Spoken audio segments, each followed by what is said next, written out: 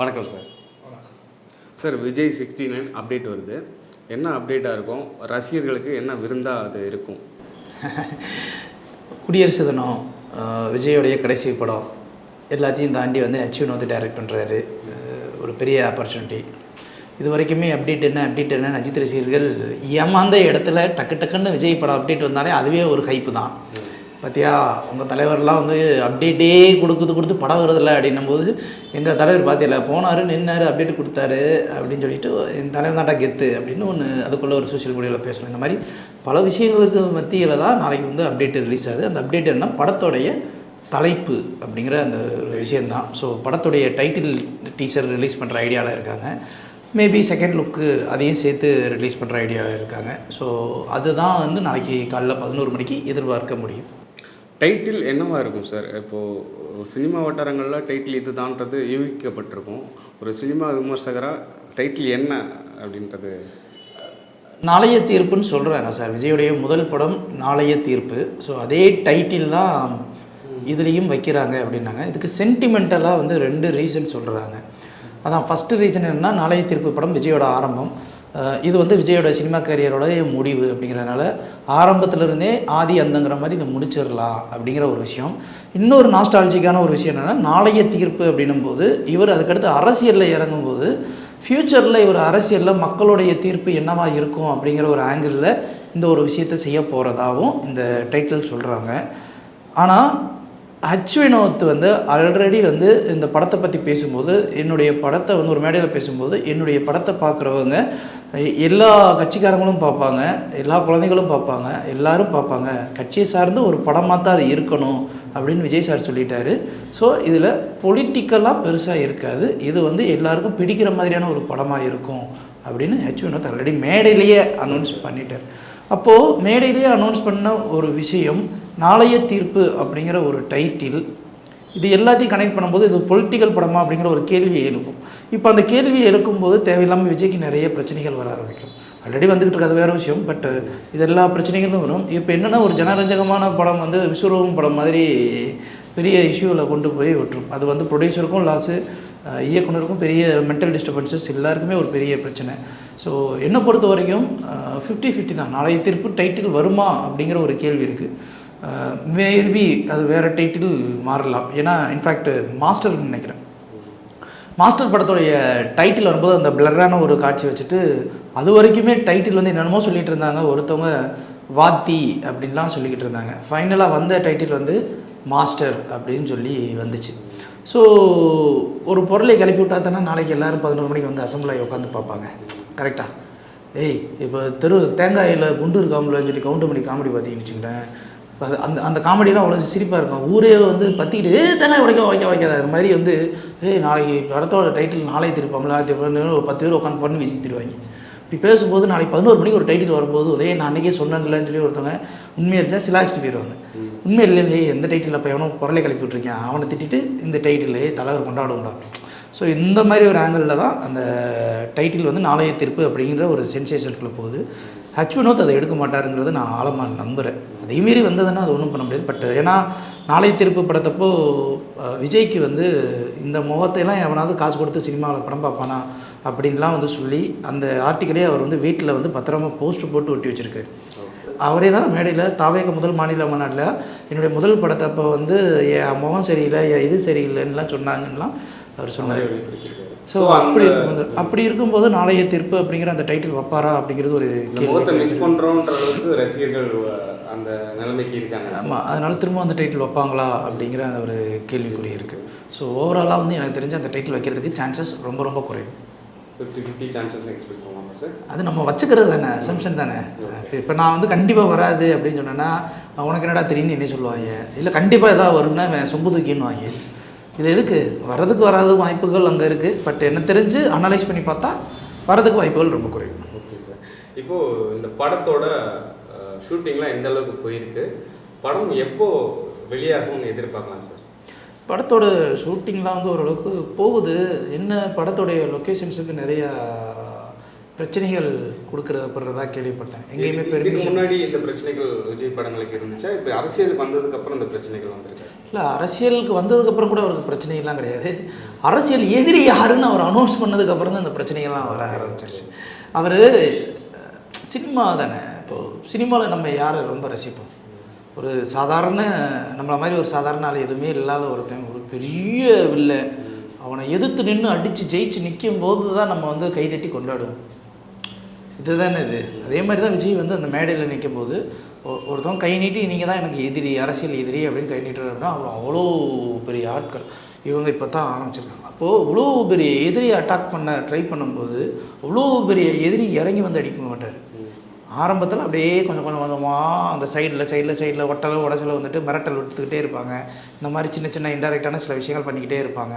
இப்போ அந்த புஷ்ஷு தான் இங்கே இப்போ ஓடிக்கிட்டு. ஸோ அந்த புஷ்ஷில் வந்து விஜய்க்கு நிறைய லொக்கேஷன்ஸ் டிலே ஆகுது, பெர்மிஷன்ஸ் கிடைக்கிறது டிலே ஆகுது. அது அச்சுவினோத் படம் அப்படின்னும் போது முழுக்க செட்டிலே எடுத்துடவும் முடியாது. அங்கங்கே லைவ் லொக்கேஷன்ஸ் கொஞ்சம் எடுக்க ட்ரை பண்ணுவார். பட் விஜய் படம் அப்படின் போது அது ஒன்றுமே பண்ண முடியாது. ஓவராலாக வந்து பிரச்சனை இருக்குது அப்படிங்கிறதுனால அந்த பெப்சி யூனியனுக்கு சொந்தமான இடம் மகாபலிபுரத்தில் தான் இப்போ செட்டு போட்டு அங்கே படம் எடுத்துக்கிட்டு இருக்காங்க. பட் அது எடுத்தாலுமே எந்த அளவுக்கு போகுது அப்படிங்கிறது ஒரு கேள்வி தான். ஸோ இதை எல்லாத்தையும் தாண்டி தான் இந்த படம் வருது. ஸோ இந்த படம் ரிலீஸ் ஆகிறதுக்கு காலதாமதங்கள் ஆகலாம். இது எல்லாம் விட ரொம்ப பெஸ்ட்டு சொல்யூஷன் என்ன தெரியுமா? விஜய் நினச்சிருந்தான்னு வச்சுங்களேன், இந்த ஷூட் இது ப்ரொடியூசரே தூர்காரன் கிடையாது, எந்துக்குங்க மல்லு கட்டிக்கிட்டு இங்கே ராமாஜராவ் ஃபிலிம் ஷூட்டிலையோ இல்லை வேறு ஏதோ ஒரு ஊர்லேயோ போய் அவர் பாட்டு செவனையில் உட்காந்து எடுத்து முடிச்சுட்டு வந்தாருன்னா வேலை முடிஞ்சு போச்சு. இல்லை இப்போ இவர் இந்த சைடு வீம்பு பண்ணுறாரோ அப்படின்னு தான் நமக்கு தோணும். இந்த மாதிரி இது அவருக்கும் ஒரு விளம்பரமாக அமையும் அரசியல் களத்திலே. சரியா? அதனால் வந்து இது ரெண்டு பக்கமும் என்னென்னா அந்த டாம் அண்ட் ஜெர்ரி கதை தான். ஸோ இதன் மூலமாக இருவருக்குமே ஒரு சில ஆதாயங்கள் இருக்கும். இது தயாரிப்பாளருக்கு வந்து ஆதாயம் வருமா வராதாங்கிறத பொறுத்திருந்தோம் பார்க்கணும். Okay sir. இப்போ விஜய் வந்து தொடர்ந்து படம் நடிப்பார் நடிக்க மாட்டார், ரெண்டு இது போயிட்டுருக்கு. பெரும்பாலும் வந்து அவர் இதுதான் லாஸ்ட் படம்ன்றது எல்லோரும் சொல்கிறாங்க. ஆனால் அஃபீஷியலாக விஜய் தரப்புலேருந்து இதுதான் லாஸ்ட் படம்ன்றது தெரிவிக்கலை அப்படின்றது தான் தெரியுது. ஸோ விஜய் வந்து அடுத்த படங்கள் ஒரு சில படங்கள் நடிப்பாருன்ற மாதிரி எதிர்பார்க்கப்படுது. அது உண்மையா சார்? அவர் அஃபீஷியல் அவரோட முதல் கட்சி ஆரம்பிக்கும் போதே அவர் சொன்ன ஸ்டேட்மெண்ட் என்ன, இப்போ ஒரு படம் பண்ணிகிட்ருக்கேன், அடுத்து ஒரு படம் முடிப்பேன், அது கமிட் கொடுத்துட்டேன். ஸோ அந்த படத்தை முடித்த உடனே நான் வந்து கிளம்பிடுவேன்ட்டார். அதே மாதிரி கரியர் பீக்கில் விட்டுட்டு நான் எல்லாத்தையும் விட்டுட்டு நான் அரசியலுக்குள்ளே வரேன் அப்படின்னும் அவர் சொல்லிட்டார். ஸோ அவர் சொன்னதுபடி என்னென்னா அவர் ஸ்டாண்டு கரெக்டான ஸ்டாண்டு தான். அவர் இதுக்கு மேலே நான் சினிமாக்குள்ளே வரக்கூடாது, ஸோ நம்ம அரசியலுக்குள்ளே தான் போக போகிறோம் அப்படிங்கிற ஒரு ஆங்கிளில் தான் அவர் சில விஷயங்கள் பண்ணுறாரு. பட் நீங்கள் சொல்கிற ஆங்கிள் விஜயோடைய ரசிகர்கள் எதிர்பார்க்குறது நிறைய பேரோட ஆசை என்னன்னா, விஜய் அப்படிங்கிற ஒரு மாஸ் என்டர்டைனர் அப்படிங்கிற ஒருத்தவர் இருக்கார் அப்படின்னா தமிழ் சினிமாவில் இந்த மாஸ் வேல்யூ உள்ள எல்லா படங்களும் ஓரளவுக்கு ஜெயிக்கும். இப்போ ஒரு மாஸ் என்டர்டெய்னருடைய வேல்யூ அந்த இடத்துல கட் ஆயிடுச்சுன்னு வச்சுக்கோங்களேன், ஆட்டோமேட்டிக்காக எல்லாமே கட் ஆயிடும். இப்போ ஃபார் எக்ஸாம்பிள் வந்து வச்சுக்கோங்க, சிவாஜி கணேசன் எம்ஜிஆர் இந்த போட்டி ஆரோக்கியமாக இருந்துச்சு. இப்போது எம்ஜிஆர் அந்த பிளேஸை விட்டுட்டு அரசியலுக்கு போயிட்டாரோ ஆட்டோமேட்டிக்காக சிவாஜி கணேசன் அப்படிங்கிற ஒரு மகா மனிதர் நடிகர் அப்படிங்கிற அந்த அவதாரத்தை தாண்டி பல ரூபங்கள் பல கேரக்டர் எடுக்க ஆரம்பிச்சிட்டார். அவர் வந்து வெறும் நடிகர் அப்படிங்கிற அந்த இதுக்குள்ளே போயிட்டார். அதற்கு முன்னாடி வரைக்கும் சிவாஜி கணேசன் எம்ஜிஆர் அப்படிங்கிற இந்த ரெண்டு ஆளுமைகள் வந்து சினிமாவை போட்டி போட்டு ஆண்டுச்சு. இப்போது ஒரு போட்டிங்கிறது ஒன்று கண்டிப்பாக தேவைப்படுது. இப்போ அந்த போட்டி இல்லை. இப்போ ரஜினி கமல் இந்த இரண்டு மிகப்பெரிய ஆளுமைகள் போட்டி அப்படிங்கிறது வரைக்கும் அந்த சினிமா இண்டஸ்ட்ரி எல்லாமே வந்து வளரும். இப்போ ஒரு பெரிய கம்பெனி வருது அப்படின்னா நம்மளே கொஞ்சம் யோசிச்சு பாருங்கள், ஒரு பக்கம் வந்து மைக்ரோசாஃப்ட் கம்பெனி வருது அப்படின்னா இன்னொரு பக்கம் அந்த ஆப்பிள் கம்பெனி வருது அப்படின்னா தானே நம்ம வந்து ஆப்பிள் வாங்குறதாம்மா இல்லை மைக்ரோசாஃப்ட் ப்ராடக்ட் வாங்கலாமான்னு சொல்லி போய்க்கிறோம். அது மாதிரி ரெண்டு ஈக்குவலண்ட்டான போட்டி வந்தால் மட்டும்தான் அந்த இண்டஸ்ட்ரி அழகாக இருக்கும். இப்போ ரஜினி கமல் அப்படின்னும் போது அதில் வந்து இப்போ ரெண்டு பேருமே கிட்டத்தட்ட ரிட்டையர்மெண்ட் ஸ்டேஜில் இருக்கிறதுனால ரிலாக்ஸாக படம் பண்ணுறாங்க. இப்போ இன்னொரு பக்கம் விஜய் அனௌன்ஸ் பண்ணிட்டாரு, அஜித் வந்து அதே மாதிரி அந்த காம்படிஷன் வந்து விலகி அவங்களும் படம் பண்ணுறாங்க. பட் அந்த மாஸ் வேல்யூ ரெண்டு பேருக்கு போயிடுச்சு. இப்போ அவர் கார் ரேஸில் போயிட்டார். இப்போ விஜய்ங்கிற ஒரு மிகப்பெரிய காம்படிட்டர் வெளியில் போகிறாரு அப்படின்னும் போது ஆட்டோமேட்டிக்காக அஜித் அப்படிங்கிற அந்த ஒரு பெரிய நடிகருக்கு வந்து வேல்யூஸ் வந்து காம்படிஷன் இல்லை அப்படிங்கிறதுனால அந்த வேல்யூஸ் குறைஞ்சிரும். அப்போ வேல்யூஸ் குறையும் போது அவர் வந்து ரேஸ் அதுன்னு அவர் அடுத்த ஃபோக்கஸில் அவர் போயிட்டுறாரு. இப்போது இந்த ஆங்கிளெல்லாம் யோசிக்கும் போது விஜய் வெளியில் போகிறதுக்கான சாத்தியங்கள் அதிகமாக உண்டு. அவர் நடிப்புறதுக்கு வாய்ப்புகள் ரொம்ப ரொம்ப குறையும். ரெண்டாவது விஷயம் என்னென்னா, இவர் அரசியலில் கால் வச்சுட்டார், நடிக்க மாட்டேன்னு சொல்லிட்டார். இவர் ஒருவேளை பக்கத்து மாநிலமான சிரஞ்சீவி கட்சி ஆரம்பித்து தோற்று கடைசியில் வந்து சினிமாவுக்குள்ளே வரும்போது இன்றைக்கி சிரஞ்சீவியோடைய படங்கள் ஏதாவது ஓடுதா? ஒன்றுமே ஓடலை. அவர் வந்து அவ்வளோ பெரிய கட்சி ஆரம்பித்தார். கடைசியில் கட்சியை கொண்டு போய் தாராவாத்து கொடுத்துட்டு அவர் நான் சினிமா தான் எனக்கு கரெக்டான பிளாட்ஃபார்மு அப்படின்னு சொல்லிட்டு தன்னோட பையனை வச்சே வந்து ப்ரொடியூஸ் பண்ணி படம்லாம் பெரிய பட்ஜெட்டில் எடுத்தார், நடித்தார், எல்லாம் பண்ணார். பெருசாக சிரஞ்சீவி பேசப்படலையே. ஒரு மனிதனுடைய மிகப்பெரிய வேல்யூ அப்படிங்கிறது அந்த கரியர் பீக்கில் இருக்கும்போதே அப்படியே போய்கிட்டே இருந்தால் மட்டும்தான். அதை கட் பண்ணிவிட்டு நீங்கள் இன்னும் வேறு பிளாட்ஃபார்ம்குள்ளே போயிட்டு திருப்பி உள்ளே ரீஎன்ட்ரி கொடுக்குறீங்கன்னா அதே கிரைஸ் இருக்குமானா இருக்கவே இருக்காது. இப்போ விஜய்ங்கிற ஒரு மிகப்பெரிய மனிதர் இந்த கிரைஸில் இருந்ததாக கரெக்டாக. இப்போ இதை கட் பண்ணிவிட்டு ஒரு அரசியலுக்குள்ளே போய் ஒரு வேளை 2026 டார்கெட்டில் அரசியலில் இவர் டெபாசிட் கூட வாங்க முடியாமல் ஒரு வேளை தோற்றுடலாம், இல்லை மிகப்பெரிய ஆளாகவும் வரலாம், எது வேணாலும் நடக்கலாம். இப்போது இஃப் பாசிபிள் வீழ்ந்துட்டால் அவர் வந்து நம்ம சினிமாவுக்கு வரணும் அப்படின்னு ஆசைப்பட்டால் அதே விஜயை அதே மாதிரி மக்கள் ஏற்றுப்பாங்களான்னா ஏற்றுக்க மாட்டாங்க. ஹீரோயிசம் உடஞ்சிடும். அப்போ என்னன்னா அந்த கிரேஸு வேல்யூ அது வரைக்கும் வந்து எப்படின்னா அந்த சிப்பிக்குள் முத்து மாதிரி இருக்கிற விஜயை தான் எல்லோரும் பார்ப்பாங்க. இப்போ அரசியல் வரும்போது பொதுவெளியில் மக்களை கலந்துக்க வேண்டிய கட்டாயம். அப்போது விஜயோடைய சில உண்மையான குணாதிசயங்கள் என்னங்கிறது மக்கள் புரிய ஆரம்பிப்பாங்க. அதை வச்சு அவங்க ஜட்ஜ் பண்ணி இப்போது இந்த படத்தை பார்க்கலாமா வேண்டாமா அப்படிங்கிற ஒரு ஆங்கிளில் யோசிப்பாங்க. வடிவேலுங்கிற ஒரு மிகப்பெரிய காமெடியன் வந்து கேரியர் பீக்கில் இருக்கும்போது அவர் எதிர்த்த ஆள் விஜயகாந்த்.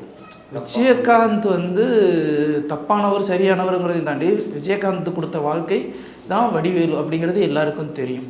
விஜயகாந்த் எந்த இடத்துலையுமே வடிவேலை எதிர்த்து பேசலை, ஆனால் வடிவேலு எல்லா இடத்துலையும் விஜயகாந்த் எதிர்த்து பேசினார். இதற்கப்புறம் வந்து அவருக்கு நிறையா அரட்டல் வந்துச்சு, அவர் கரியர் பீக் உடஞ்சிருச்சு. இன்னுமே வடிவேலு கம்பேக் கொடுக்குறாருன்னு சொல்கிறாங்களே தவிர அவர் அப்படி ஒன்றும் பெரிய கம்பேக் கொடுத்த மாதிரியெல்லாம் கிடையாது. அதான் ஒருத்தவங்க ஃபீல்டு அவுட் ஆகிட்டு திருப்பி ஃபீல்டுக்குள்ளே என்ன தான் மாஸ் வடிவேலுன்னு உள்ளே வந்தாலும் அவங்க பெருசாலாம் ஷைன் பண்ண மாட்டாங்க. இதுக்கு நிறையா கேஸ் ஸ்டடிஸ் இருக்குது. அப்படி இருக்கும்போது விஜய் வந்து இப்போ இந்த முடிவு எடுத்துகிட்டு போயிட்டார். போனவர் தான், திருப்பி வரமாட்டார் அப்படிங்கிறது என்னுடைய ஆணித்தரமான நம்பிக்கை. அதேமாரி வந்தாலுமே கூட அவர் வந்து இவ்வளோ தூரம் ஷைன் ஆவாரா அப்படிங்கிறது அடுத்து மிகப்பெரிய ஒரு கேள்விக்குறி. அப்போ இதனால் 2026 தான் தீர்மானிக்கும் அப்படின்றது நீங்கள் சொல்லலேருந்து தெரியுது. 2026 தீர்மானிக்குதுங்கிறதையும் தாண்டி சார், இப்போ இந்த இடத்துல சினிமா களம் அரசியல் களம் 2 இடம் இருக்கு இல்லையா? பேட்டில் ஃபீல்டு வந்து 2 களம் வந்து எல்லாருமே ஜெயிச்சிடல சார். இப்போ இந்த சினிமாலேருந்து ஒரு குறிப்பிட்ட பர்சன்ஸு ஜெயிச்சாங்கன்னு சொல்லலாம். விஜயகாந்த் சாரை சொல்லலாம், எம்ஜிஆர் சொல்லலாம். இவங்களாம் ஒரு பெரிய அரசியல் இவங்களாம் பார்க்கப்பட்டாங்க. தோற்றவங்கன்னா பாக்யராஜ், சிவாஜி, இந்த மாதிரி சினிமாலேருந்து வந்து நிறைய பேர், சரத்குமார் அந்தளவுக்கு ஜொலிக்கலை. இப்போது இந்த மாதிரி நிறையா லிஸ்ட்டு, தோற்றவங்க லிஸ்ட்டு, கமலஹாசன் ஈவன் இந்த மாதிரி ஒரு லிஸ்ட்டே சொல்லலாம். ஸோ இதில் எந்த லிஸ்ட்டில் இவர் வருவார் உங்களோட பார்வையில்? நான் மறுபடியும் சொல்கிறேன், நான் ஜோசியக்காரன் கிடையாது. உங்களுக்கு ஒரு அனுமானம் இருக்கும்ல, இவர் பீக்கில் இருக்கிற ஒரு ஆள் வர்றாருன்னா ஒரு பின்னாடி ஒரு திங்கிங்கோ ஒரு டீமோ ஒரு தாட் ப்ராசஸோ இல்லாமல் யாராலையும் வர முடியாதுல்ல சார்? அது நீங்கள் கவுண்டிங்கில் தான் சார். இங்கே நீங்கள் திறமைசாலி, அறிவாளி, முட்டாள், அது இன்னும் வேணால் நீங்கள் 1008 விஷயங்கள் அனலைஸ் பண்ணலாம். மக்களை பொறுத்த வரைக்கும் பிடிச்சிருக்கு பிடிக்கலை, இந்த 2 பாயிண்ட்டு மட்டும்தான்.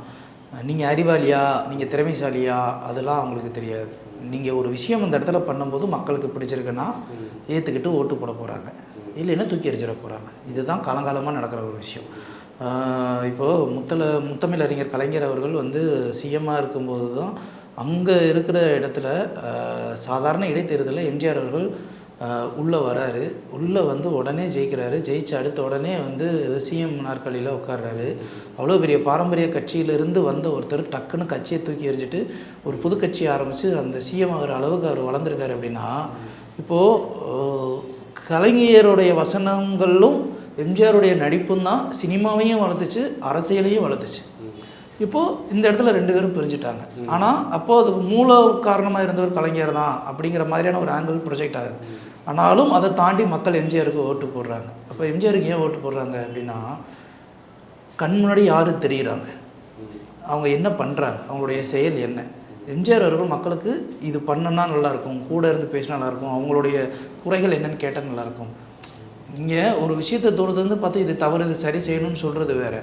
பக்கத்தில் இருந்து உனக்கு என்ன பிரச்சனைன்னு கேட்குறது வேறு. இது ரெண்டுக்கும் வித்தியாசம் இருக்குது. இப்போ இந்த விஷயத்தை வச்சு பார்க்கும்போது பிடிச்சிருக்கு பிடிக்கிறீங்கிறாங்கிறது தான் எடுப்பாங்க. அப்படி இருக்கும்போது ஆட்டோமேட்டிக்காக எம்ஜிஆர் அவர்களுக்கு வந்து பிடிச்சிருக்கு. திறமைங்கிறது வேறு. இப்போ மற்ற அரசியல் தலைவர்கள்லாம் பார்த்தீங்கன்னா ஒரு தலைவர் வந்து பார்த்தீங்கன்னு வச்சுக்கோங்களேன், கிட்டத்தட்ட தமிழ் இலக்கியம் எல்லாத்தையும் கரைச்சி பிடிச்சி உட்காந்து மேடை ஏரியெல்லாம் போய் உட்காந்து வசனமாக பேசிக்கிட்டே இருப்பார். 10 பாட்டு 8 தொகை கலித்தொகை ஐம்பூறு 100 புறநானூறுன்னு எல்லாத்தையும் பேசுவார். செயல்லையே படிக்க முடியாமல் தானே நாங்களே வந்து உட்காந்து ஏதோ பொறுத்து வேலை பார்த்துக்கிருக்கோம், இங்கே வந்து எங்களுக்கு ஏன் பாடம் எடுக்கிற அப்படின்னாரு. இன்னொருத்தர் இருக்கார், அவர் ஐஏஎஸ் படிக்கலாம், அவர் என்ன பண்ணிட்டு போகட்டும், ஐஏஎஸ் படித்தவனுக்கு புரியும், அங்கே உட்காந்து பொலிட்டிக்கல் சயின்ஸ் பாடத்தை எடுத்துக்கிட்டு இருந்தால் உட்காந்து எவனை பார்ப்பான்னா, இது இந்த ரூல்ஸு அந்த ரூல்ஸ் தேவையில்லை. சரி, நீங்கள் மக்களை பொறுத்த வரைக்கும் என்ன தெரியுங்களா, ரொம்ப சிம்பிள். சுவிட்சு போட்டால் லைட் எரியணும், லைட் எரிஞ்சிருச்சா ரைட்டு, லைட் எரியலையா தப்பு, இவ்வளோதான். இப்போது இந்த பாடங்கள்லாம் வேணாம். இப்போ விஜய் அப்படிங்கிற ஒரு ஆளுமை வராரு, மக்கள்கிட்ட நிறையா செல்வாக்கு இருக்குது, ரசிகர்கள்ட்ட ஒரு பெரிய ஓட் பேங்க்கு செல்வாக்கு எதிர்பார்க்குறாங்க. இப்போ இவர் வந்து இந்த இடத்துல எப்படி ஹேண்டில் பண்ணணும் அப்படின்னா, ரொம்ப சாஃப்டாக இப்போது மக்களுடைய பிரச்சனைகளை பற்றி பேசுகிறாரு இல்லையா, அதை மட்டும் கிட்டத்தட்ட எம்ஜிஆர் வழியிலையும் விஜயகாந்த் வழியிலையும் இருக்கணும். எம்ஜிஆருக்கும் விஜயகாந்துக்குமே என்னுடைய பார்வையில் இருக்கிற வித்தியாசம் என்ன அப்படின்னு பார்த்தீங்கன்னா, விஜயகாந்த் அவர்களும் அவங்களும் ரெண்டு பேருமே மக்களாக கலந்து நின்று பேசுகிறாங்க, பழகுறாங்க. ஆனால் விஜயகாந்துக்கு சூதுவாது அப்படிங்கிற ஒரு விஷயம் கிடையாது. அரசியலில் நரித்தந்திரம் ரொம்ப முக்கியம் அமைச்சரே, இங்கே அந்த நரித்தந்திரம் கிடையாது. ஆனால் எம்ஜிஆருக்கு அந்த நரித்தந்திரம், மக்களை வசீகரித்து தன்னுடைய கட்டுப்பாட்டுக்குள்ளே வைக்கிற எப்படிங்கிற அந்த ராஜதந்திரம், உணர்ச்சி வசப்படாமல் எப்படி வந்து அந்த பிரச்சனையை ஹேண்டில் பண்ணுறதுங்கிற ஒரு தந்திரம், இது எல்லாமே தெரிஞ்சிருக்கு. இப்போது விஜய் இந்த இடத்துல வராருன்னா, விஜயகாந்துடைய நல்ல மனசையும் எம்ஜிஆர் அவர்களுடைய வசீகரம் ப்ளஸ் வந்து இந்த மாதிரி நரித்தந்திரத்தையும் எடுத்து இவர் ஒரு ஸ்ட்ராட்டஜியை க்ரியேட் பண்ணி ஒன்று பண்ணால் மட்டும்தான் இவரால் மற்ற மாதிரி ரெண்டு பக்கமும் ஒரு 2 பெரிய கட்சிகள் மாறி மாறி அடித்து இடித்து உடச்சி படுக்க போட்டோம்.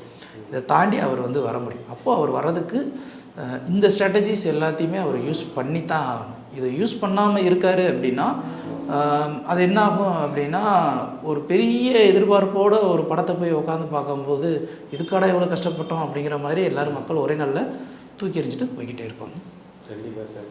எது எப்படியோ நாளைய தீர்ப்பா இல்லை வேற ஒரு தீர்ப்பா அப்படின்றத வெயிட் பண்ணி பார்க்கலாம் சார். ரொம்ப நன்றி சார்.